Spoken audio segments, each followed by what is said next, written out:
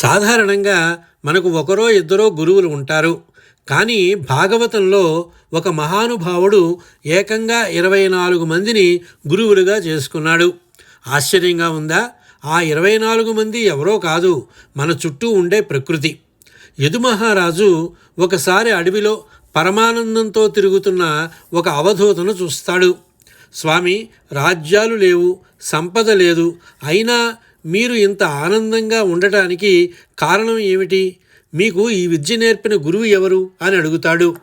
అప్పుడు అవధూత నవ్వుతూ, రాజా, నాకు ఒక్కరు కాదు 24 మంది గురువులు ఉన్నారు అని చెబుతూ ప్రకృతిలో తను నేర్చుకున్న పాఠాలను వివరిస్తాడు. భూమి ఎంతమంది తొక్కినా, ఎన్ని కష్టాలు పెట్టినా ఓర్పుగా ఉండడం భూమి దగ్గర నేర్చుకున్నాను. గాలి సుగంధాన్ని దుర్గంధాన్ని మోస్తుంది, కానీ దేనికి అంటుకోదు. అలా నిర్లిప్తంగా ఉండడం గాలి దగ్గర నేర్చుకున్నాను. ఆకాశం అంతటా ఉంటుంది, కానీ దేనిలోనూ కలిసిపోదు. ఆత్మ కూడా అంతేనని తెలుసుకున్నాను. సాలెపురుగు తనలో నుండే దారం తీసి గూడు అల్లి మళ్ళీ తనలోనే ఉపసంహరించుకుంటుంది.